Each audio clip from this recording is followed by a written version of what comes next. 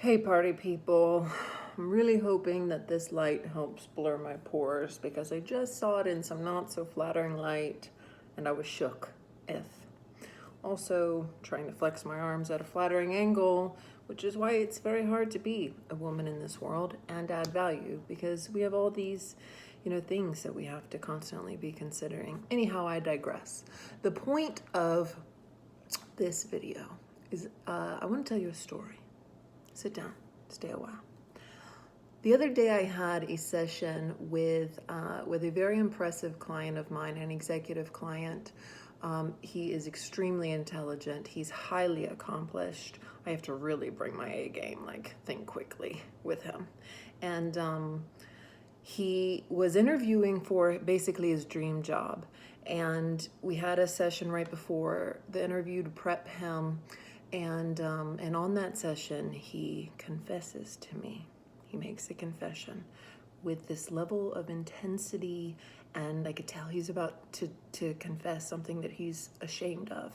So I'm being a good coach. I'm holding space for him. Oh, I think I forgot to shave that armpit, so don't look under that one. And I'm holding space for him, bracing myself for whatever he's about to dump off of himself. And he says, I suffer from imposter syndrome. And I said, yeah, me too. And him too, and her too. And pretty much everybody has experienced what we commonly refer to as imposter syndrome at one point or another, which is essentially this feeling that I am pretending to be something that I'm not. I am claiming to be able to do or know or achieve something that I'm not really sure that I can. And then we employ this tactic that we refer to as fake it until you make it. And then you make it, and then that fear that what if I can't do this goes away because you've done it.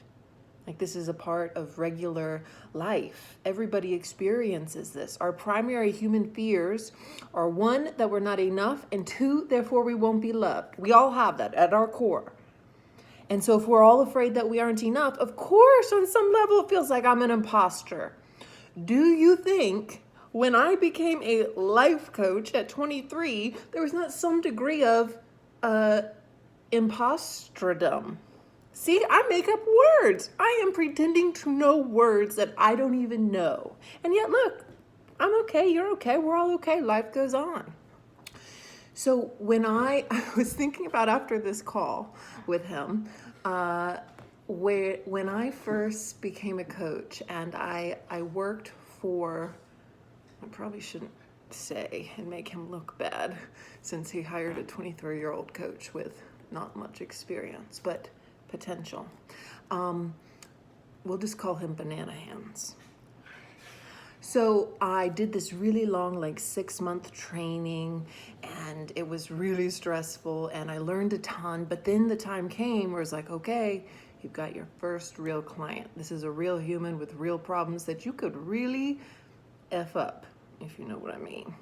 And I remember feeling this, oh my God, okay, I got this. I'm a life coach. And puffing up my chest when I had to call her to introduce myself. And I was in New York City. One of my best friends was getting married.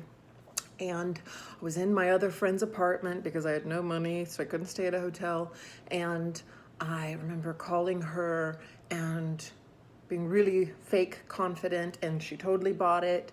And then I had to get into the real coaching with her eventually. And do you know what happened when I then got into that real coaching after feeling like I'm such an imposter? Shit coaching. That's what happened. And when I say shit, I mean mediocre to shit. I gauge good coaching on results. I don't think there were too many results achieved with this particular client. Her name is Jen. I shall never forget her because I constantly think about what a disservice I did to her, and I should probably call her up and give her some good coaching now that I know how to do it. But anyhow, I felt like a total imposter. I faked it, right? Get my arms from this angle. I faked it. I we did the coaching. I practiced all the things that I was taught, and it was okay. I think she got temporarily hyped or motivated after a call, and then not much changed in her life. I consider that shit coaching. But then do you know what happened after that? I coached somebody else, and I learned more. And then I learned more, and I kept going. Still feeling like, okay, I'm a little bit more confident than I was with Jen. I learned a few things the hard way. And now I can do better this time. And then I kept going. And then I could do better the next time. And now, 11 years later, I feel pretty confident that I can help people and get real results for people. But I wouldn't be here if I wasn't willing to feel like an imposter, a learner, a beginner. But I couldn't walk in with her and be like, oh, guess what? You're my first client ever. I'm 23, by the way. I had to pretend. And in fact, I probably did have a positive impact on her. She wrote me a really nice review. So either she's a really nice person or, maybe I did impact her positively, just not based on my standards. The point being, if you also, like my clients, suffer from imposter syndrome, you suffer from the human experience, which is to have this fear that what if I'm not enough? And then to step up and step out of your comfort zone and be willing to make yourself vulnerable where you may fail. You may get shown, you don't know how to do this thing you claim to do. Fine. You learn, you grow, you keep going.